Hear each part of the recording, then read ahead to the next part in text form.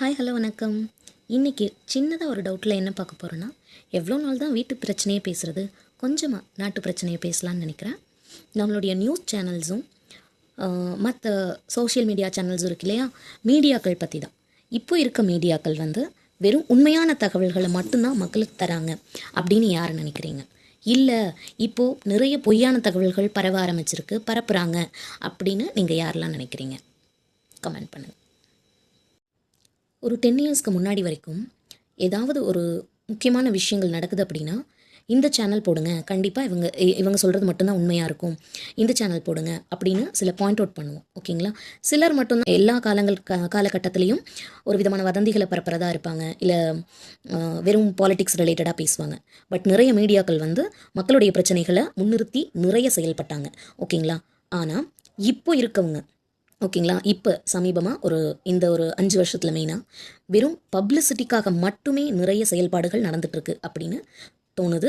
அது உண்மையாக பொய்யான்னு நீங்கள் சொல்லுங்கள், மக்களாகிய நீங்கள் சொல்லுங்கள். ஏதாவது ஒரு க்ரைம் நடந்துச்சு அப்படின்னா, அந்த க்ரைமில் வரவங்களா இருக்கட்டும், அந்த க்ரைம் பற்றி ஃபஸ்ட்டு ஒரு கருத்தை வெளியிட்டுறாங்க. அதுக்கப்புறம் தான் அதோட உண்மைத்தன்மையை ஆராய்ஞ்சு, இல்லை இது இப்படி அப்படின்னு சொல்கிறாங்க. அப்போ ஒரு உண்மைத்தன்மை தெரிஞ்சுக்கிறதுக்காக தான் மீடியாக்கள் இருக்கீங்க. ஸோ நீங்கள் ஏதாவது ஒரு செய்தியை பரப்புறீங்கன்னா, அதை நாங்கள் போய் எங்கேயும் ஆராய்ச்சியெல்லாம் பண்ண போகிறதில்ல, அந்த பர்டிகுலர் பிளேஸ்க்கு போய் இல்லை அந்த பர்சன்ஸை மீட் பண்ணி நாங்கள் பார்க்க போகிறதில்ல. நீங்கள் என்ன வெளியிடுறீங்க, அந்த செய்தியை வச்சு தான் நாங்கள் வந்து ஒரு முடிவுக்கு வருவோம். ஸோ நீங்கள் இந்த மாதிரி தவறான தகவல்களை பரப்பும்போது நாங்களும் அத்தகைய மக்களை வந்து சந்தேகிக்கக்கூடாது. சரிங்களா? எங்களுடைய எண்ணங்களும் இல்லை அந்த பர்டிகுலர் மனுஷங்களை பற்றின ஒரு நெகட்டிவிட்டி எங்களுக்குள்ளேயும் இருக்குது. சரிங்களா? ஸோ நீங்கள் எந்த கருத்தையும் நீங்கள் வெளியிடுறதுக்கு முன்னாடி உண்மைத்தன்மையை ஆராய்ஞ்சு அதுக்கப்புறம் வெளியிடுங்க ப்ளீஸ். யாருக்குமே யாருடைய நேமையும் ஸ்பாயில் பண்ணுறதுக்கு எந்த ரைட்ஸும் யாரும் இங்கே கொடுத்துடல. ஸோ உங்களுடைய பொறுப்பு உணர்ந்து நீங்கள் செயல்படுங்க. As a request. சில டிபார்ட்மெண்ட்டை சேர்ந்தவங்களுக்கு தான் பிஎம் லெவல்லேருந்து நார்மல் பீப்புள் வரைக்கும் கொஷின் பண்ணுறதுக்கான ஃபுல் ரைட்ஸும் கொடுக்குறாங்க. அதில் மீடியாக்கள் மிக மிக மிக மிக முக்கியமான பங்கு வகிக்கிறீங்க. ஆனால் உங்களுக்கான அந்த ஒரு பவரை நீங்கள் கரெக்டாக யூஸ் பண்ணுறீங்களா அப்படின்னு கொஞ்சம் யோசிச்சு பாருங்கள். வெறும் விவாத மேடைகளாக இப்போது நிறைய மீடியாக்கள் சேனல்கள் மாறிட்டுருக்கு. ஏன் அப்படின்னு கொஞ்சமாக யோசிங்க. ஒரு சின்ன உதாரணம் சொல்லணும்னா, இப்போல்லாம் மூவியில் ஹீரோவை விட வில்லனை வந்து நம்ம ஓகே அப்படின்ற மாதிரி நினைக்கிறோம் இல்லையா, அந்த நினைப்பு தான். பிகாஸ் இப்போ இருக்க ஒரு ஜென்ரேஷனோட மைண்ட் செட் எல்லாம் வந்து நெகட்டிவிட்டி பேஸ்டாகவே இருக்குது. ஓகேங்களா? அந்த பாசிட்டிவிட்டிங்கிறது நமக்கு கம்மியாகிட்டே வருது. ஸோ நெகட்டிவ் பப்ளிசிட்டி வந்து இப்போ ரொம்ப ரொம்ப ரொம்ப அதிகமாக இருக்குது. அவங்களுக்கு தேவை ஒரு ரீச். அப்படிங்கும்போது அது நெகட்டிவாக இருந்தால் என்ன, பாசிட்டிவாக இருந்தானே, எதில் அதிகமான ரீச் கிடைக்குது அப்படின்னு சொல்லி அதை நாடுறது நிறையா அப்பட்டமாக அப்படியே தெரியுது. நார்மலாக இருக்க எங்களை மாதிரி பீப்புளுக்கே அது தெரியுது. அப்போ மீடியா பீப்புள் நீங்கள் கொஞ்சம் அதை கருத்தில் எடுத்துக்கோங்க. உங்களுடைய பவரை நீங்கள் கொஞ்சம் ரைட்டாக யூஸ் பண்ணுங்கள். இன்னொரு விஷயம், எல்லாரும் ஒரு படி முன்னேறி ஒரு கட்சிகளும் புதுசாக வருது இல்லையா, அந்த மாதிரி ஒரு கட்சிகளுக்கும் ஒரு சேனல் அப்படின்னு ஆரம்பிக்கிறாங்க. அதில் என்ன பண்ணுறாங்க, அடுத்த பார்ட்டிஸ் பற்றி நெகட்டிவிட்டியை மட்டும்தான் பப்ளிஷ் பண்ணுறாங்க.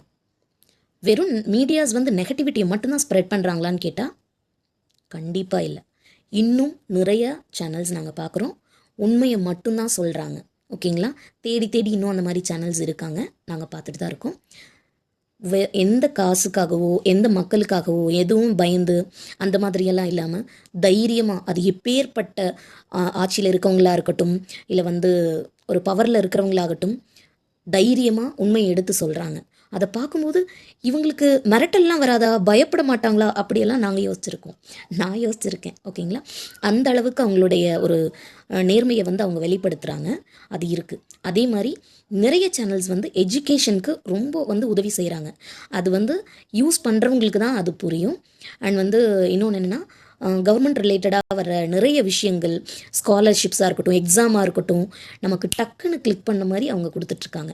ஸோ இந்த மாதிரி குட் காசஸும் அவங்க பண்ணுறாங்க. அண்ட் காசு இல்லாத நிறைய பேருக்கு உண்மையான க்ரைம் ஸ்பாட் அதெல்லாம் கண்டுபிடிக்கிறக்கா இருக்கட்டும், இல்லை வந்து ஏழை மக்களுக்கு கரெக்டான ஒரு ஸ்பான்சர்ஸை ப்ரொவைட் பண்ணுறதா இருக்கட்டும், இந்த மாதிரி விஷயங்களை கூட சில மீடியாஸ் பண்ணிகிட்ருக்காங்க. அப்ரிஷியேட் பண்ணக்கூடியது. ஸோ குட் காசஸும் இருக்குது, சம் பேடும் இருக்குது. ஸோ உங்களோட பவரை நீங்கள் எப்படி யூஸ் பண்ணுறீங்க அப்படின்னு நீங்கள் டிசைட் பண்ணுங்கள். ஈவன் மக்களாகி நீங்கள் கூட எதை பார்க்கணும், எதை பார்க்கக்கூடாது, எதை நம்பக்கூடாது, அது உங்கள் கையில் தான் இருக்குது. ஸோ மீடியாலேயே ஒன்று சொன்னாலும் உடனே ஜட்ஜ் பண்ணி அந்த மக்களை நீங்கள் எதுவுமே நெகட்டிவாக யோசிக்காதீங்க. அது உண்மையா பொய்யா, ஒரு 2 டேஸ் வெயிட் பண்ணிங்கன்னா சேம் சேனலே உங்களுக்கு வந்து அதை தெரியப்படுத்துவாங்க. ஸோ உண்மை எது பொய் எது அப்படிங்கிறத புரிஞ்சுக்கிறதுக்கும் வெளியிடுறதுக்கும் நம்ம 2 சைடுமே வந்து ஒரு நாலேஜ் தேவைப்படுது. ப்ளீஸ் மக்களாகிய நீங்களும் மீடியாக்களும் அவங்களுடைய பொறுப்புணர்ந்து கொஞ்சம் செயல்படுங்க. நாளைக்கு வேற ஒரு சின்ன டவுட்டோட நான் உங்களை சந்திக்கிறேன். அட இவ்வளோ நாளாக எனக்கும் இதே சந்தேகம் இருந்துச்சுங்க, எப்படி சொல்கிறதுன்னு தெரியாமல் இருந்தேன் அப்படின்னு நினச்சிங்கன்னா இந்த வீடியோக்கு லைக் பண்ணுங்கள், ஷேர் பண்ணுங்கள், கமெண்ட் பண்ணுங்கள். பாய்.